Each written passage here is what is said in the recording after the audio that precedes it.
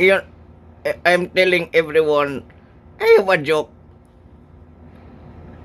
Because I am, declaring a community quarantine. An Indian approached me. Lumuol talaga sa akin. Lumapit sa akin ng Indian and then sabi sa akin, I just wanted to tell you, President, that we are back on track right now because this is a big opportunity for us. If every Filipinos are in their houses, this is really amazing. This is bloody amazing because we can collect for the credit. In this is, masabi ko, one of the best step for all of our Indians to collect. Makakolekta talaga dahil alam nyo, nandyan lang sa bahay yan. So yun din nyo ang bahay, magtago-tago yan sa sulod ng refrigerator, ang mga palautang, yung iba diyan. Hindi makalabas ng bahay. Kaya magmotor-motor na kayo dyan, mangalikta na kayo. At ito ang sabi ng Indian, hello, I am already outside the room and I am also outside of the house. Is anybody home? Yes, of course, because the president is telling everyone to stay at home. So this is perfectly the timing for all of the palautang to pay their credit. No more bullshit. No more hiding.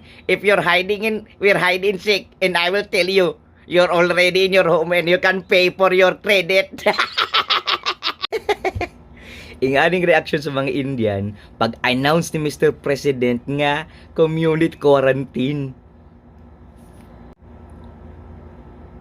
Inini. I am telling everyone, malaki talaga ang problema ng bansa natin ngayon. We are facing a very difficult times, and this difficult times means unity for every people. I cannot do it alone. Inini. Hindi ko magawa ito ng ako lang. We have not yet find yung pangtambal yan sa sakit. That is why I am declaring community quarantine, meaning hindi kayo alis ng bahay niyo. Ito lang ang masabi ko, inini. You need to abide the law that I am imposing right now. Gusto ko, huwag kayong mag-alis ng bahay. May nagtanong sa akin, paano yan, Pangulo? Magsakit yung mga chismosa. Bayaan mong mamatay ang chismosa na hindi sila makachismis. At saka,